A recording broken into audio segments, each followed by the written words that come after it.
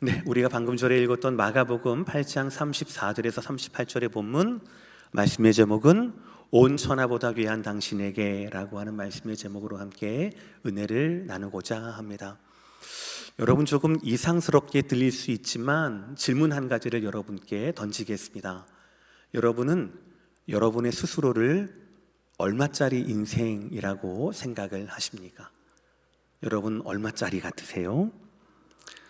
이상한 질문인 것 같지만 사실은 특히 이민 생활을 하고 있는 저와 여러분에게는 날마다 우리는 이 질문을 하고 이 답을 하느라고, 답을 확정하느라고 우리는 열심히 살아오고 있습니다.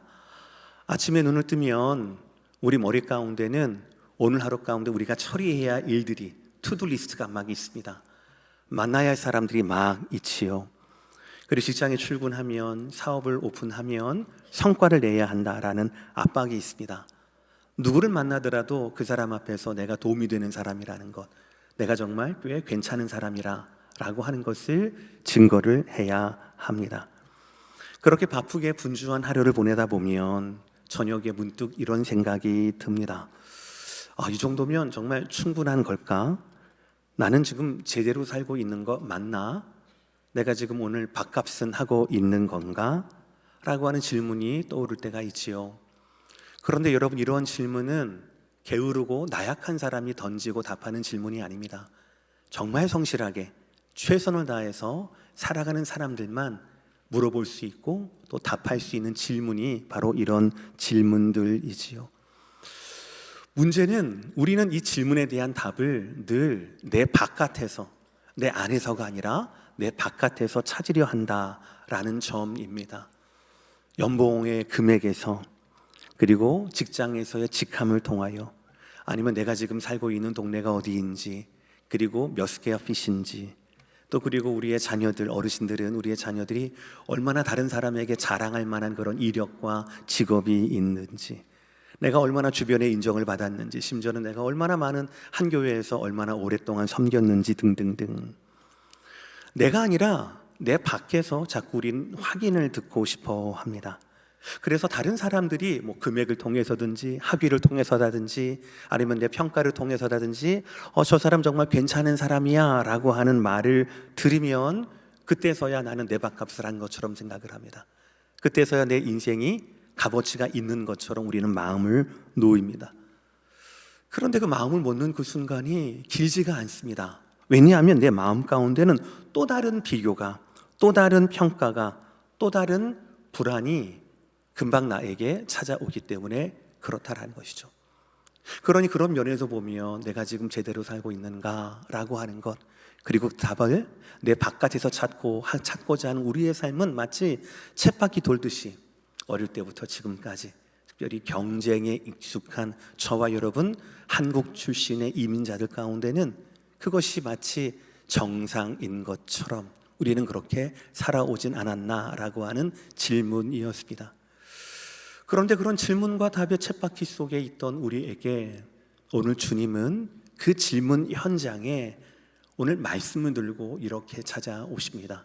오늘 주님 말씀입니다. 36절의 말씀이거든요. 다 함께 읽어볼까요? 조금 약간 사역했습니다. 성경 말씀 그대로가 아니에요. 다 함께 시작. 사람이 만일 온 천하를 얻고도 자기 목숨을 잃으면 무엇이 유익하리요? 여러분, 저기에서 제가 하이라이트를 어디에 있습니까? 다시요. 하이라이트를 어디에 있습니까? 어쩌면 저와 여러분이 가지고 싶어하는 답이 이겁니다. 온 천하를 얻는 것입니다.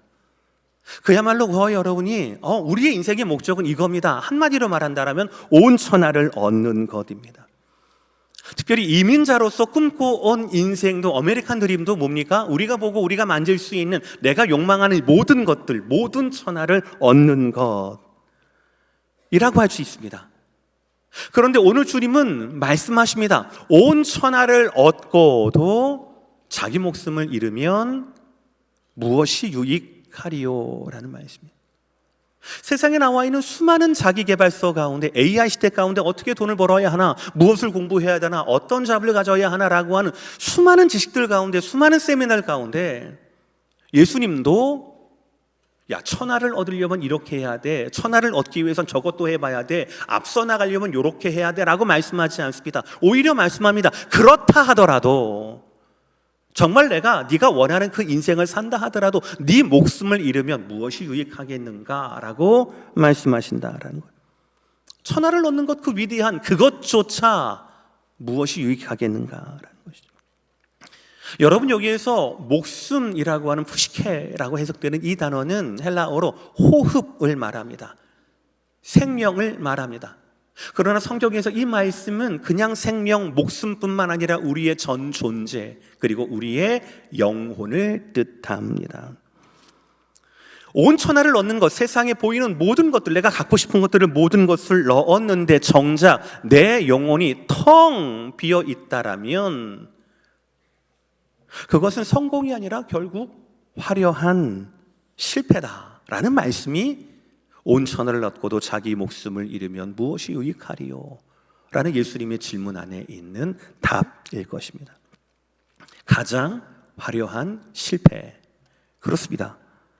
세상에 매기는 값을 다 모은다 하더라도 내 영혼 하나를 채울 수 없다라면, 내 영혼 하나를 살릴 수 없다라면 그것은 우리가 그동안 세상에 속삭인 가짜 몸값에 속아온 인생일 것입니다.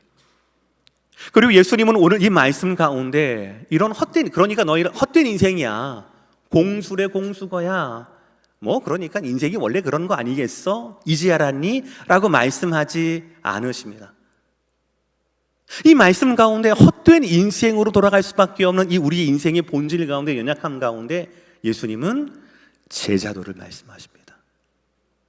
제자도를 말씀하십니다. 그러니 너희에게 가장 값진 인생을 알려줄게. 그것이 자기를 부인하고 자기의 십자가를 지고 나를 따르는 거야 라는 말씀이 바로 오늘의 배경과 목적이 된다라는 것이죠.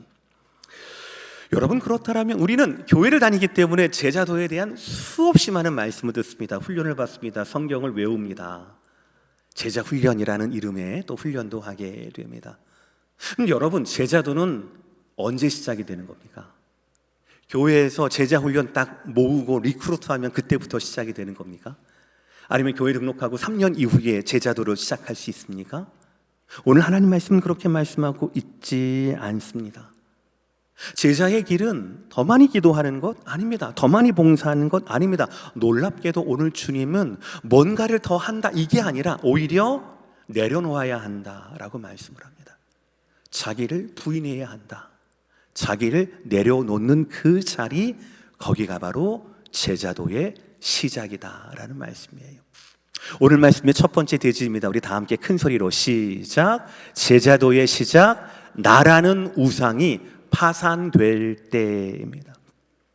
34절의 말씀 우리 다 함께 읽어보겠습니다. 시작. 무리와 제자들을 누구든지 나를 따라 오려거든 자기를 부인하고 자기 십자가를 지고 나를 따를 것이니라. 여러분, 오늘 마가복음 8장 문맥에서 나를 따라오려거든 이라고 우리에게 익숙한 제자도의 말씀을 하신 그 흐름을, 문맥을 잘 보셔야 합니다. 31절에 예수님께서 당신이 이제 많은 고난을 받고 사람들에게 버리고 그리고 내가 죽임을 당하게 될 거야 라고 복음을 말씀하셨어요. 그랬더니 가장 나서기를 좋아했던 베드로가 뭐라고 합니까? 아이, 그럴 수 없습니다 라고 예수님을 맞고 항변합니다. 예수님은 야, 내 마음을 알아주는 건 너밖에 없구나, 내가 너를 믿는다라고 말씀하지 않습니다. 뭐라고 합니까? 사탄아, 네 뒤로 물러가라 라고 말씀합니다. 왜요? 네가 하나님의 일을 생각하지 않고 사람의 일을 생각하는도다 라고 말씀을 하세요. 여러분, 우리는 31절, 32, 33절에서 베드로의 마음을 이해할 수 있습니다. 너무 인간적이 아닙니까? 자기가 따르고 살아가는 선생님이 말씀하세요. 나 고난을 받을 거야. 지금은 사람들한테 각광을 받지만 언젠가는 버림을 당할 거야. 그리고 죽임을 당하게 될 거야 라고 말씀을 하시는데 그렇군요, 알겠습니다 라고 하는 제자가 어디 있습니까? 아니죠. 그런데도 불구하고 예수님은 그것을 사람의 일이라고 말씀하셨습니다. 이게 핵심이에요. 베드로는 지금 예수님을 하나님이 보내주시는 메시아로 생각하지 않습니다.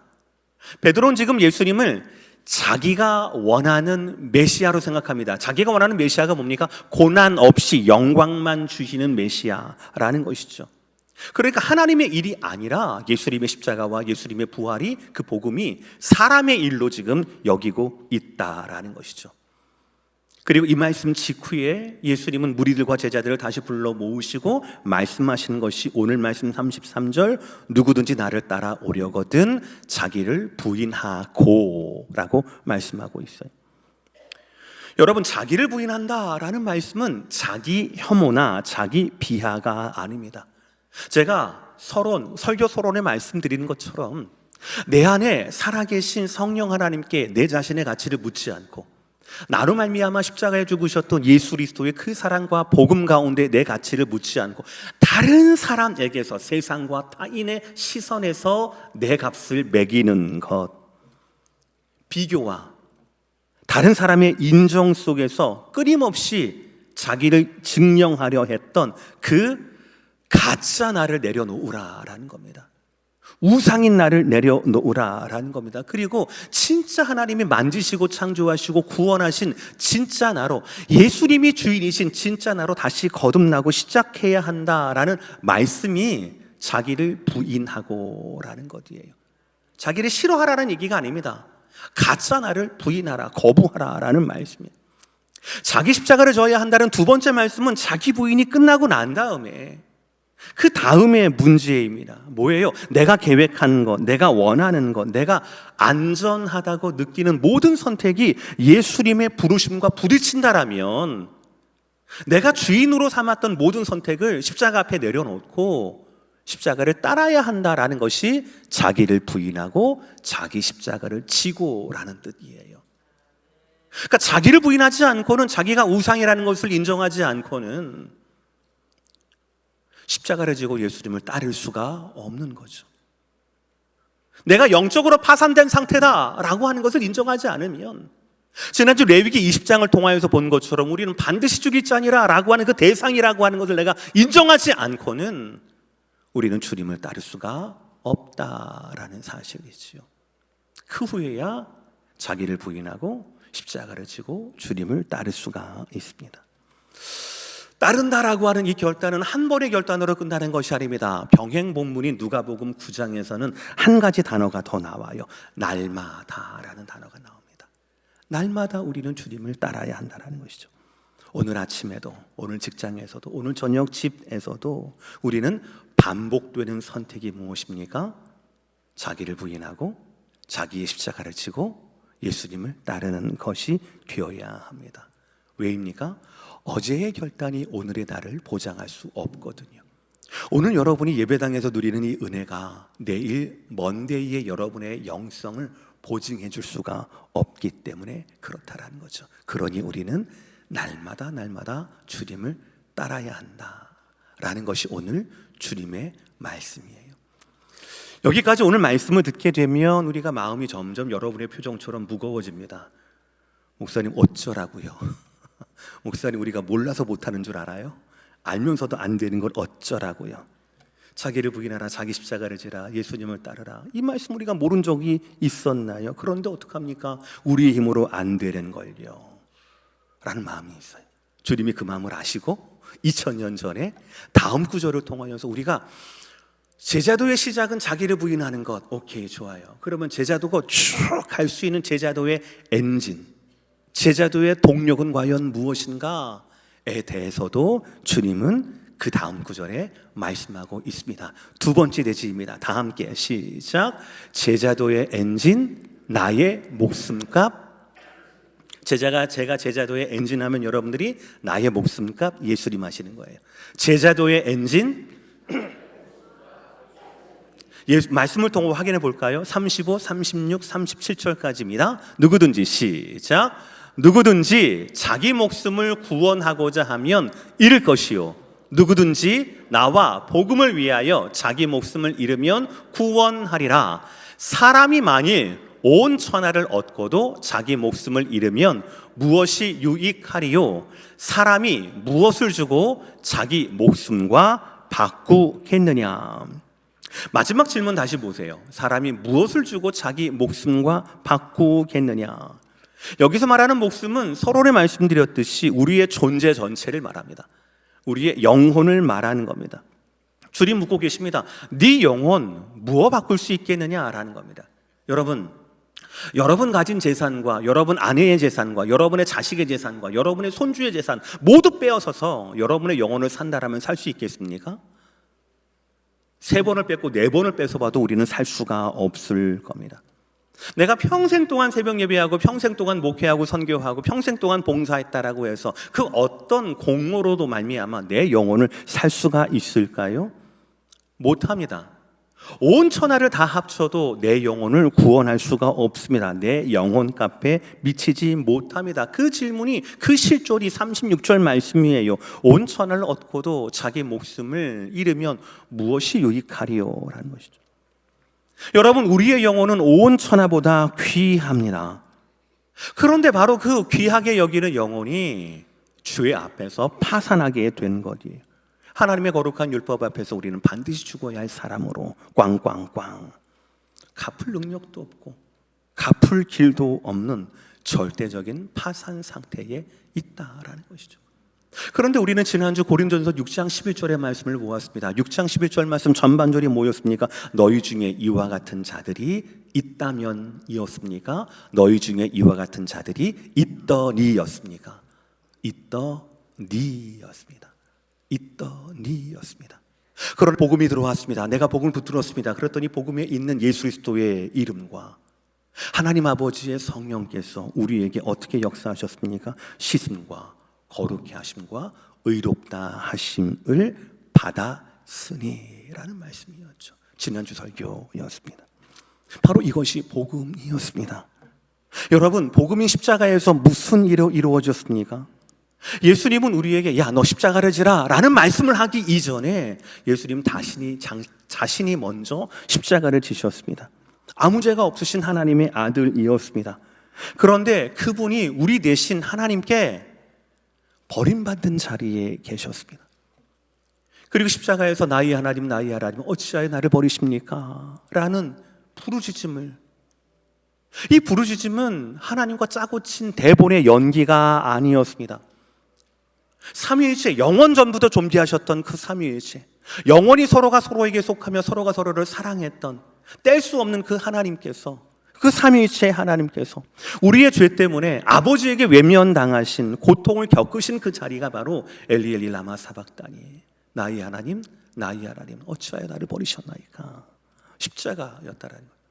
저와 여러분이 마땅히 받아야 할 그 어림을 예수님께서 십자가에서 홀로 담당하셨다라는 것이죠. 십자가에서 그분이 버림당함으로 우리는 자녀가 되었습니다. 십자가에서 그분이 수치를 당함으로 우리는 영광을 얻게 되었습니다. 십자가에서 그분은 파산함으로 말미암아 저와 여러분이 부요하게 되었다라는 것이죠.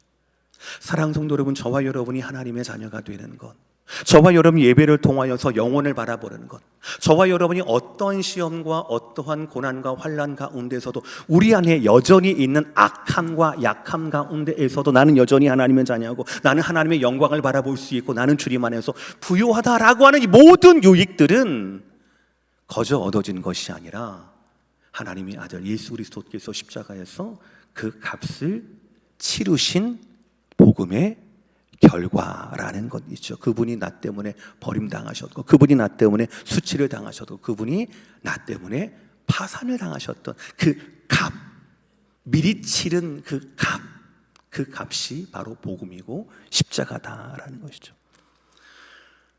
여러분, 우리는 이 복음 때문에 오늘도 부족하지만, 넘어지지만, 실수하고 실패하지만 오늘도 제자의 길에 설 수가 있습니다.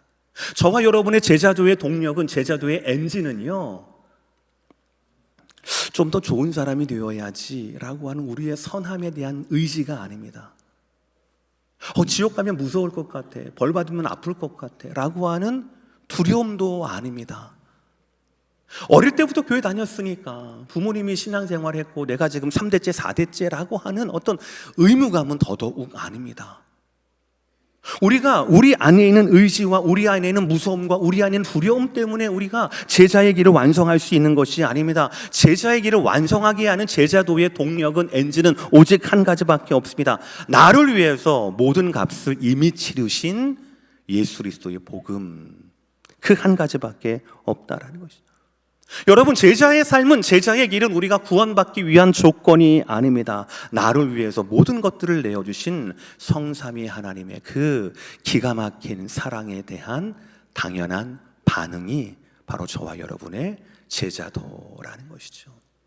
그러니 사랑하는 성도 여러분, 우리의 의지가 좀 모자라서, 우리가 조금 연약해서 제자의 길에서 벗어나고 넘어지고 지칠 그때마다 여러분 안에서 엔진을 찾거나 동력을 찾지 마시기를 주의 이름으로 축복합니다. 조금 더 잘해봐야지, 조금 더 노력해야지. 아닙니다. 그때마다 다시 우리는 어디로 돌아가야 합니까? 무엇을 점검해야 합니까? 본넷을 열고 엔진을 점검하듯이 우리는 우리의 가슴을 열고 우리 안에 복음의 심장이 여전히 뛰고 있는지를 점검해야 할 것입니다. 복음의 점검이 날마다 습관화될 수 있는, 날마다 여러분에게 우선순위가 되는 저와 여러분 되시기를 주의 이름으로 축복합니다. 자, 이제 엔진을 점검했습니다. 근데 여러분, 우리가 차에서 엔진만 쌩쌩하면 뭐합니까? 그 좋은 엔진을 가지고 어디로 가야 하는지 꼬린 지점을 우리가 알아야 되지 않겠습니까? 그래서 세 번째 대지입니다. 다 함께 읽겠습니다. 시작. 제자도의 결승 지점, 부끄러움을 이기는 영광의 실제. 좀 말씀이 어렵지만 말씀 그대로예요. 38절 말씀 그대로예요. 우리 38절의 말씀 다 함께 읽어봅시다. 시작. 누구든지 이 음란하고 죄 많은 세대에서 나와 내 말을 부끄러워하면 인자도 아버지의 영광으로 거룩한 천사들과 함께 올 때에 그 사람을 부끄러워하리라. 여러분, 38절의 이 말씀을 그대로 그냥 드라이하게 이해를 하면, 누구든지 지금 이 세대에서, 이 음란하고 죄 많은 세상에서 예수님과 예수님의 말씀을 우리가 부끄러워한다라면, 창피해한다라면, 먼 훗날 내가 재림주로 와서, 심판주로 와서 너희 앞에 설 때에 천사들과 함께 오를 그 날에 내가 그 사람을 부끄러워할 것이다 라는 말씀입니다. 드라이하게 보면 이 말씀은 굉장히 무거운 경고의 말씀입니다. 행한 대로 갚아주겠다라는 말씀이거든요, 여러분. 근데 여러분, 드라이하게 보면 이 말씀이 그렇지만 38절의 문맥과 뜻은 그렇습니다. 그렇게 해석할 수도 있어요. 그런데 이 말씀의 뉘앙스를 보십시오. 이 말씀의 톤을 보십시오. 누구를 통하여서, 누가 이 말씀을 하셨습니까? 누가 이 말씀을 하셨습니까? 예수님이 이 말씀을 하셨습니다. 그 예수님은 어떤 예수님이십니까? 나를 위해 이미 죄값을 치르신 예수입니다. 내가 약한 걸 뻔히 아시면서, 내가 넘어질 걸 뻔히 아시면서, 아까 베드로도 마찬가지예요. 예수님께서 베드로에게 자기를 부인하라고 말씀하셨지 않습니까? 그런데 베드로가 처음으로 부인한 게 누군 줄 아십니까? 자기가 아니라, 스스로가 아니라, 내가 약하다라고 하는 회개의 기도가 아니라, 베드로가 부인했던 것은, 3번이나 부인했던 것은 바로 홀로 십자가에서 예수님이 고난을 당하시는 그 현장에서, 나는 저 사람을 알지 못합니다, 나 저 사람을 얘기하지도 않았습니다, 난 저 사람을 저주합니다 라고 부인한 것이 스스로가 아니라 예수님이었거든요. 그거를 예수님 모르셨을까요? 그거를 예수님 모르셨을까요? 저와 여러분이 제자로 살기를 원하지만 자꾸 넘어진다라고 하는 것, 우리 안에 하나님의 일이 아니라 사람의 일이 더 크게 보인다라고 하는 그 연약함을 주님이 모르실까요? 주님이 다 아십니다. 그러면서도 주님은 미리 우리를 위하여 수치를 당하셨고, 미리 우리를 위하여서 고난을 당하셨고, 미리 우리를 위하여서 파산을 당하시는 거 바로 우리 예수님 아니십니까? 그 예수님이 하시는 말씀이 38절의 말씀이라는 거예요. 이 말씀은 단순히 그냥, 야, 너 하는 대로 내가 갚아줄 거야, 그리고 너 어떻게 하는 내가 볼 거야 라고 하는 경고의 말씀이 아닙니다. 네가 만약에 너에게 믿음이 있다라면, 너에게 이 복음에 대한 믿음이 있다라면, 너는 그때도 나의 편이겠지만 지금도 너는 나의 편이어야 한다. 그러니 너희가 이 세상을 살아갈 때, 이 악하고 음란한 세대를 살아갈 때에 내 말을 부끄러워하면 안 돼 라는 말씀이 오늘 38절의 말씀이라는 것이죠.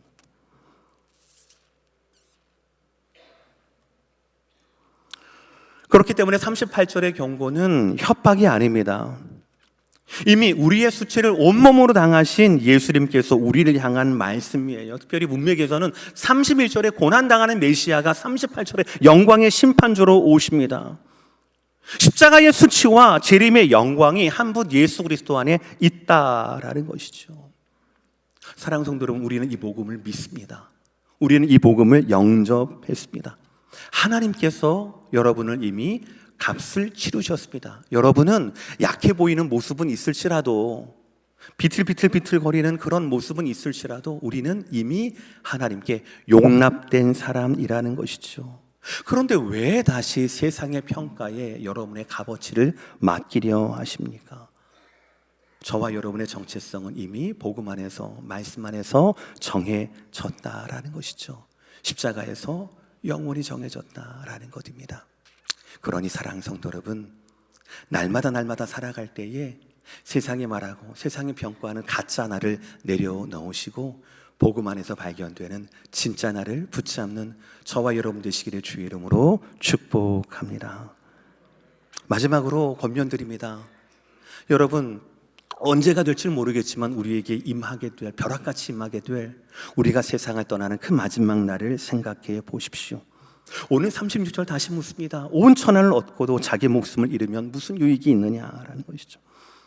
우리의 마지막 때가 되면 내가 세상에서 어떤 인정을 받았는가, 어떤 박수와 어떤 환호를 받았는가는 아무런 이슈가 되지 않습니다. 한 가지만 남아요.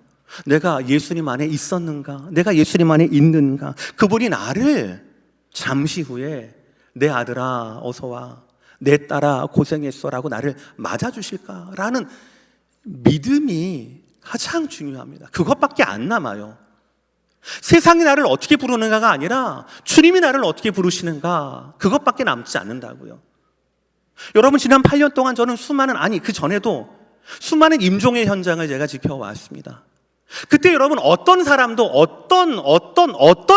임종 지경에서 목사님, 제가 그동안 의료보험을 진짜 좋은 거, 비싼 거를 들어가지고요, 제가 보니까 호스피스를 이렇게 1인실 이렇게 큰 데로 줬습니다. 먹을 것도 잘 나오고요, 간호사가 날마다 오고요, 그 의사가 얼마나 친절한지 몰라요 라고 하면서 그 자리를 자랑하는 사람 한 번도 없었어요.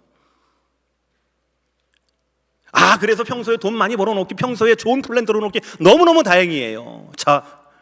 그런 사람 한 번도 없습니다. 오직 한 가지 문제밖에 없어요. 세상이 나를, 자식조차 나를 어떻게 바라보는 거 아니에요. 그거 말고 이 마지막 호흡 후에 주님의 손이 나를 향해 있는가, 내가 주님 안에 있는가, 그 믿음의 고백밖에 없었다라는 것이죠.